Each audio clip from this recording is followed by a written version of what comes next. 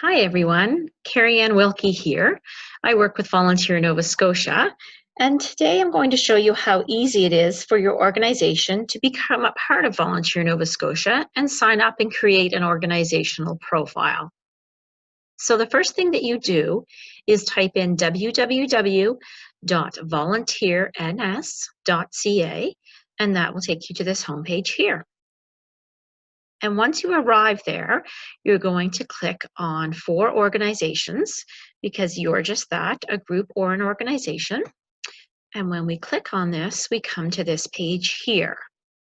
So the first thing you're going to do is click again to get started.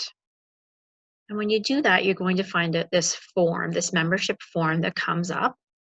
And on this form, the things that you have to pay attention to are the red asterisks. So anything with a red asterisk has to be filled out before you can move any further along. But the rest of the boxes that don't have asterisks beside them, you actually don't need to fill these in. However, there is some advantage to filling them in if you are able to or if they apply to your organization. So we certainly encourage you to do so. But to start off, you would just type in an organization name, your organization name, and then you just tab along when that's done to the next box. And your volunteer contact, that's the person who would actually be managing your volunteers. So we'll just put in Jane Doe, and then we're going to need an email. Sometimes it's good to have a generic email in there if there's a generic one for the office in case Jane Doe happens to no longer work for you in the future. And you would put in your street address. So we'll just put in the street address here. And that's really important because you know what, when you scroll down later on, you're going to see that there actually is a map that comes up to show you where that is. And we'll put that that's in New York City. And your province is going to be Nova Scotia. And we'll put in a postal code. So you can put in, I encourage you definitely to put in a phone number, but we don't require one. And I also encourage you to put in your website. If you put in your website, that also allows on your profile page on Volunteer Nova Scotia, it allows potential volunteers to click on your website so they can actually go and find out even more about what you're about. So even though that's not necessary, I really encourage you to do that as well. Now, before I scroll down any further, again, right here is an opportunity for you to upload your organization logo. So again, not necessary, but looks very nice when you actually are creating a page and folks are looking for you.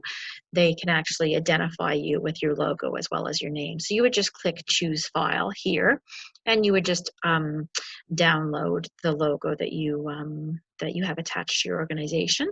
And here again, if you have something longer in a banner, you can choose to upload that here as well. If you scroll down here, then these are opportunities to put in your Facebook links.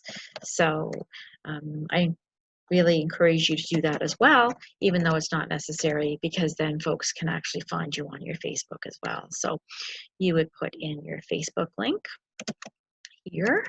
We're just making things up as we go along. And the same with your Twitter, LinkedIn, any photo website that you have or video links that you would like to put in there, you can go in here. As we scroll down, something we do need, obviously, is a short description of your organization. So you'll type in just a short description, and this will appear on your profile page. So when community members are searching around Volunteer Nova Scotia, this is what they're going to see about your organization. So there will be this paragraph that will inform them a little bit more about what you're about. A lot of organizations now have volunteer impact statements, so feel free to put that here in this box. And then you do have to choose an agency category. And I know that sometimes this is difficult for some folks because you know what, you can cover a lot of different categories, but we do actually ask that you choose just one, and it can be kind of one of the main purposes of your organization. If you have a charitable number, certainly put that in there. It makes it easier for us to kind of know that you are an actual charity. But you do not have to be a charity to be a part of Volunteer Nova Scotia. You can be a nonprofit that's not registered. You can be a group of volunteers even. So you don't actually need to be a charity, but it's helpful to put in that charity number. Finally, down here, we have the membership agreement, and it's what you as an organization agree to as you become part of Volunteer Nova Scotia. So you have to get a red asterisk here. You have to make sure you click yes there. And then one of those little verification codes. So you are just going to put that in to the best of our ability there. And that looks like that is right. And then we're going to go down here to add. So we're going to click add. And then that takes us to our final part of the form. So this part of the form is actually you creating your username.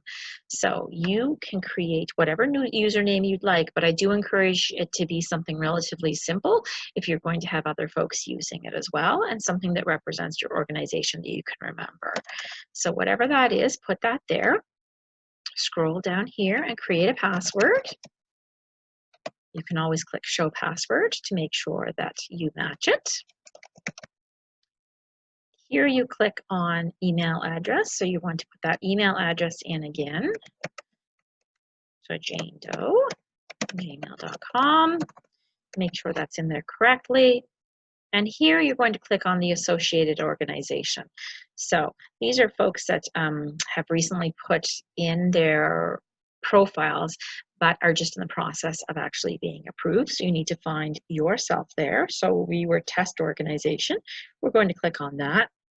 And then you click on add. So I'm actually not going to click on add because I don't want to add to more work actually on the site for myself. But when you click add, that's going to be the final step.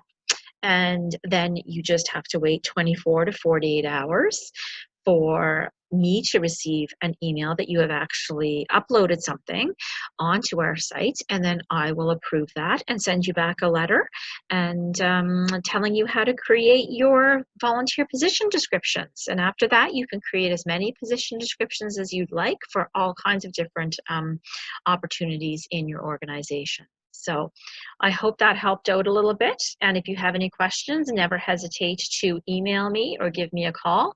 And you can find out that information under here, under help and about us.